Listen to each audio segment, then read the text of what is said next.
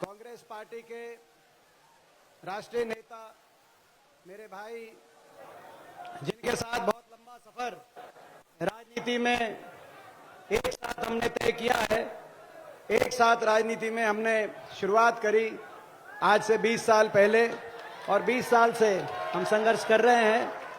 हमारे भाई सचिन पायलट जी, हमारे अखिल भारतीय कांग्रेस कमेटी के महासचिव, राजस्थान के इंचार्ज, हमारे आदरणीय सुखिंदर जी रंधावा जी, जिनके साथ हमारे पारिवारिक संबंध दूसरी तीसरी पीढ़ी में हमारे पारिवारिक संबंध हैं। रंधावा जी हमारे भाई, जिनके लिए आज आप और हम दूर दूर से चल के यहां पे पहुंचे, और जिनको आशीर्वाद तो आप दे ही रहे हो, लेकिन साथ में मैं खुशखबरी भी बता दूं, क्योंकि आप तो चुनाव लड़ रहे हो, आपके पास एक एक बात की खबर नहीं है, लेकिन आपके पड़ोसियों के पास, आपके रिश्तेदारों, हरियाणा में हम बैठे हैं, वहां तक खबर पहुंच चुकी है। जयपुर ग्रामीण से अनिल चोपड़ा आप चुनाव जीत रहे हो, वहां तक खबर पहुंच चुकी है। और आप जिस हौसले से चुनाव लड़ रहे हो, जिस हौसले से आपने हमेशा हर वर्ग की आवाज उठाई है, अनिल, आज उस हौसले से लोग भी आपका साथ दे रहे हैं। मुझे विश्वास है यहां से आप इतिहास रचोगे। हमारे बीच में हमारे विधायक राव दान सिंह जी, जो हमारे अहिरवाल के किसान है हरियाणा से, वो आज आपके बीच में पहुंचे। हमारे विधायक मनीष यादव जी, हमारे भाई सुरेश मोदी जी, गोपाल मीणा जी, शकुंतला रावत जी, विधायक अभिमन्यु पूनिया जी, हरियाणा से आए हुए हमारे विधायक पंडित राधेश्याम जी, हमारे विधायक मूलाराम जी, जो हरियाणा से आए हमारे साथ, सभी पितातुल्य बुजुर्ग नौजवान साथियों, मातृशक्ति, आज फैसले की घड़ी आई है। 10 साल पहले भारतीय जनता पार्टी ने बहुत बड़े बड़े वायदे किए थे, कहते थे अच्छे दिन दिखाएंगे। मोदी जी हर जगह जाते थे और बड़े हर वर्ग से वायदे करते थे, अच्छे दिन लाएंगे, काला धन विदेशों से लाएंगे, हर के बाटे 15-15 लाख आएंगे, 2 करोड़ रोजगार दिलाएंगे, किसान की आमदनी को दुगनी कराएंगे, सैनिक को 1 रैंक 1 पेंशन दिलवाएंगे, महंगाई कम कराएंगे, डीजल पेट्रोल सस्ता दिलाएंगे, अच्छे दिन लाएंगे। 10 साल पहले लोगों ने उनकी बात पे विश्वास किया, मौका दिया। एक और बात वो कहते थे, खैर वो बातें तो पूरी कोई हुई नहीं जैसा कि आप जानते हो, लेकिन एक बात उनने जरूर पूरी करी। एक बात ये भी कहते थे, कुछ नया करके दिखाएंगे, 75 साल का मैं कुछ रिकॉर्ड बना के दिखाएंगे। बाकी तो कुछ पूरा हुआ नहीं, लेकिन वहां 75 साल में कुछ नया इन्होंने जरूर करके दिखा दिया। 75 साल में डीजल पेट्रोल रसोई गैस का सिलेंडर इतना महंगा हुआ नहीं, इतना भाजपा आपकी सरकार में 75 साल में देश में बेरोजगारी इतनी हुई नहीं जितना मोदी जी आपकी सरकार में। 75 साल में देश के बैंकों का कर्जा बड़े उद्योगपतियों के लिए यूं माफ नहीं हुआ जितना आपकी सरकार में। 75 साल में गरीब और अमीर में इतना अंतर देश में नहीं हुआ जितना आपकी सरकार में। 75 साल में धर्म और जाति के नाम पर भाई को भाई से यूं नहीं लड़वाया गया जितना मोदी जी आपकी सरकार में। कहीं हिंदू मुस्लिम का नारा दिया जाता है और हरियाणा जैसे प्रदेश में कहीं जाट गैर जाट का नारा दिया जाता है। 75 साल में समाज में विष यूं नहीं घोला गया जितना आपकी सरकार में। 75 साल में इतने झूठ और इतने जुमले भी नहीं दागे गए जितना आपकी सरकार में। 75 साल में देश के किसान का यूं अपमान नहीं हुआ। 750 किसानों की जान की कुर्बानी किसी सरकार ने यूं नहीं ली जितना मोदी जी आपकी सरकार ने। 75 साल में देश की हमारी शान, हमारी ओलंपिक विजेता बेटियों को जंतर मंतर में यूं घसीटा, सड़कों पे नहीं घसीटा गया जितना मोदी जी आपकी सरकार में। इसीलिए मोदी जी आपको जाना होगा, इसीलिए बीजेपी को जाना होगा, इसीलिए कांग्रेस को लाना होगा, और इसीलिए भाई अनिल चोपड़ा को जिताना होगा। ये आपने देखा 75 साल में यूं देश में लोकतंत्र का गला भी नहीं घोटा गया जितना इनकी सरकार में। 75 साल में संविधान को भी यूं नहीं कुचला जा रहा जितना इनकी सरकार में। और भ्रष्टाचार भ्रष्टाचार के तो नए नए फॉर्मूले आ गए, कहीं ईडी आ गई, कहीं सीबीआई आ गई, कहीं चंदा आ गया। आपने देखा ऐसे ऐसे लोगों से चंदे लिए जा रहे हैं। कोरोना में वैक्सीन वाले से चंदे लिए जा रहे हैं। अगर वैक्सीन में कोई कमी नहीं थी तो 450 चंदा क्यों लिया आपने?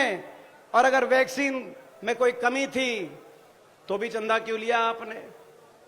जो बीफ एक्सपोर्ट की कंपनियां, उनसे चंदा लिया जा रहा है। ईडी के मुकदमे जिन पे बन जाए, अगर राजनेता पे बन जाए तो या तो उसको बीजेपी में लिया जा रहा है, और अगर किसी व्यापारी पे बन जाए तो उससे चंदा लिया जा रहा है। ऐसी व्यवस्था आ गई। बीजेपी ने नारा बदल दिया। बोलते थे काला धन लाएंगे, सबके बाटे 15 लाख आएंगे, मगर नया नारा दे दिया, काला धन नहीं लाएंगे। काला धन जिसके मिल जाएगा उस पे ईडी का मुकदमा कराएंगे। काला धन तो नहीं लाएंगे, लेकिन काले धन वाले राजनेता को रातों रात बीजेपी ज्वाइन कराएंगे। ये नया नारा बदल दिया। जो देगा हमें चंदा, नया नारा दे दिया, जो देगा हमें चंदा उसको देंगे हम धंधा, और नहीं देगा कोई चंदा तो उसको मारेंगे ईडी का डंडा। नारा बदल दिया। ये चल रहा है देश में। जय जवान जय किसान का ये प्रदेश, राजस्थान प्रदेश। हमें गर्व है कि हरियाणा में हम आज से 400 साल पहले राजस्थान में जाके हरियाणा में हम बसे। हमें गर्व है हरियाणा राजस्थान की मेल खाती राजनीति, मेल खाती संस्कृति। जय जवान जय किसान की गूंज यहां सुनाई देती है, मगर ना जय जवान छोड़ा, अग्निपथ योजना ले आए, ना जय किसान छोड़ा, 750 किसानों की जान ले गई। हरियाणा में तो एक और बात कहते हैं, जय जवान जय किसान जय पहलवान, और ना जा पहलवान छोड़ा हमारा। जिस तरह से पहलवान का आज फैसला आपको करना है, देश आपकी तरफ देख रहा है। जयपुर ग्रामीण को फैसला करना है, आप किस तरफ खड़े दिखाई दोगे। जिन्होंने 750 किसानों की जान ली, उनकी तरफ खड़े दिखा दोगे, या उन परिवारों के साथ जो किसान आंदोलन में किसी का बेटा चला गया, किसी का बाप चला गया, किसी का भाई चला गया, या आप उनके साथ खड़े होगे? यह आपको फैसला करना है। आप उनके साथ खड़े होगे जिन्होंने हमारी बेटियों को दिल्ली की सड़कों पे घसीटने का काम किया। क्या कसूर था उन बेटियों का, मैं आपसे पूछना चाहता हूं। वो अपने ने न्याय मांग रही थी। दिल्ली पुलिस ने अब लिख दिया कि जो आरोपी भाजपा के सांसद थे, हर मौके पे उनके साथ दुर्व्यवहार करते थे। लेकिन जब उन्होंने न्याय मांगा तो उनके कहने से एफआईआर तक भी नहीं कटी। देश का शान उन्होंने बढ़ाया था। ओलंपिक की विजेताएं बेटियां थी, अपने ने न्याय मांग रही थी, और एक ऐसे देश से न्याय मांग रही थी जिस देश में, जहां से मैं हरियाणा में कुरुक्षेत्र में महाभारत का युद्ध, अपनी बहन बेटी की इज्जत के लिए महाभारत जैसे युद्ध हुए, जिस देश में अपनी दुश्मन की बहन बेटी की इज्जत को भी अपनी इज्जत माना जाता है। लेकिन उन बेटियों का क्या कसूर था? उन बेटियों का मैं आपसे सवाल पूछना चाहता हूं कि उनके कहने से एफआईआर भी नहीं दर्ज हुई। और मैं पूछना चाहता हूं, जयपुर ग्रामीण की जब वोट डालने की बारी आएगी तो आप उन बेटियों को घसीटने वालों के साथ खड़े होगे या उन बेटियों के न्याय के साथ खड़े होगे? मैं आपसे पूछना चाहता हूं। ये फैसले आपको करने हैं। और मैं कहना चाहता हूं, 75 साल में एक और काम हुआ है। 75 साल का सरकारी अहंकार का रिकॉर्ड भी इन्होंने बनाया है। तो उस अहंकार को भी, उस घमंड को भी तोड़ोगे कि नहीं तोड़ोगे, मैं हरियाणा से यहां पूछने आया हूं। और ये लड़का, हमारा भाई अनिल चोपड़ा, आज इसके ऊपर जो ये निशाना ले रहे हैं, मीडिया में निकलवा रहे, इसका कसूर यही था कि जब हम आंदोलन कर रहे थे, किसान आंदोलन, तो राजस्थान में अगर कोई नौजवान सबसे पहले आके हमारे साथ कोई खड़ा हुआ तो हमारा भाई अनिल खड़ा हुआ। जब अपनी बेटियों के लिए, न्याय के लिए आंदोलन कर रहे थे तो सबसे पहले कोई नौजवान आके खड़ा हुआ तो हमारा भाई अनिल वहां पे हमारे साथ आके खड़ा हुआ। यही इसका कसूर है। इसने हर वर्ग की लड़ाई लड़ी, हर वर्ग का संघर्ष किया है। और अब ये मौका है, मैं आखिर आपसे पूछना चाहता हूं, मुझे पता है आपकी वोट तो मिलेगी, मगर समय बचा है, आखिरी कुछ दिन का समय बचा है। आप वोट तो देने के मन से आए हो, लेकिन आपकी सपोर्ट ये 2-3 दिन अकेला अनिल, भाजपा के पास बहुत कुछ है, बीजेपी के पास बहुत कुछ है, असीम धन दौलत है, सत्ता बल भी इनके पास है। मीडिया बल भी इनके पास है, सरकारी तंत्र बल भी इनके पास है, और हमारे पास कुछ है। भाई अनिल के पास, मेरे भाई अनिल के पास कुछ है, तो आपका आशीर्वाद है, उस आशीर्वाद में कमी तो नहीं बरतोगे? मैं पूछने आया हूं। ये 2-3 दिन इलेक्शन, वोट नहीं, सपोर्ट। एक बार हाथ खड़े करके बताओ कौन इन 2-3 दिन में इलेक्शन में सपोर्ट।